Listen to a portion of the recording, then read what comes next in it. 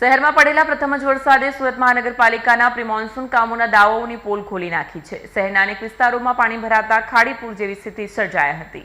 સુરતમાં પ્રથમ જ વરસાદે મહાનગરપાલિકાની પ્રી-મોન્સૂન કામગીરીના દાવાઓ સામે સવાલ ઊભા કર્યા છે। શહેરના અનેક વિસ્તારોમાં પાણી ભરાતા ખાડીપુર જેવી સ્થિતિ સર્જાઈ હતી, જેના કારણે ઘરો અને દુકાનોમાં પાણી ઘૂસતા લોકોને ભારે આર્થિક નુકસાન થયું હોવાનું જણાવાઈ રહ્યું છે। સ્થાનિકોનો આક્ષેપ છે કે જો ડ્રેનેજ લાઇન અને વરસાદી ગટરોની સફાઈ સમયસર કરવામાં આવી હોત તો આવી સ્થિતિ ટાળી શકાઈ હતી।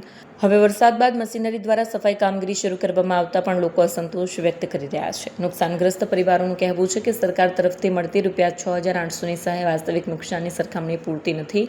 સમગ્ર મામલે પ્રી-મોન્સૂન કામગીરીની તપાસ કરીને જવાબદારો સામે કાર્યવાહી કરવાની માંગ ઉઠી રહી છે।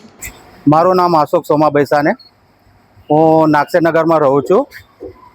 જ્યારે ગયા મંગળવારે જ્યારે આપણા નાગસેનગર પાંડેસરા ઉધનામાં જ્યારે પૂર આવ્યો, અત્યાર સુધી કોઈ કોર્પોરેટર 4 કોર્પોરેટરમાંથી એક તો સ્થાનિક કોર્પોરેટર છે આપણા નાગસેનગરના, એ તો હજુ સુધી અમને દેખાતા જ નથી। ખારે જ્યારે સરકારશ્રીના મંત્રી આવ્યા ત્યારે એમના પાછળ દોડતા થયા છે, પણ મહાનગરપાલિકા જ્યારે પ્રી મોન્સૂન કામગીરીનું આ બજેટ જે પાસ કર્યું હતું ત્યારે તો કશું કામ કર્યું નથી। તંત્ર ઘોર નિંદ્રામાં સૂતું હતું।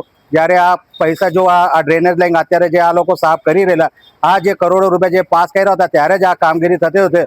આપણા પાંડેસરા વિસ્તારના કોઈ ગરીબ બિચારા લાચાર માણસ અત્યારે બે ઘર નહીં થતા।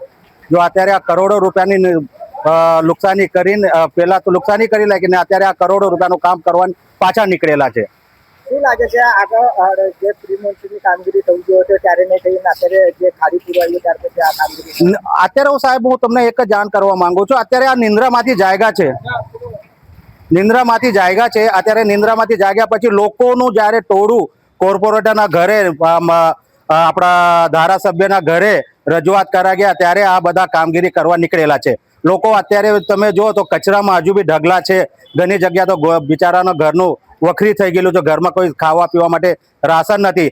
6,800 આ લોકોને કવર બનાવીને આપે છે। 6,800માં સાહેબ આ લોકોને કંઈ મળે છે?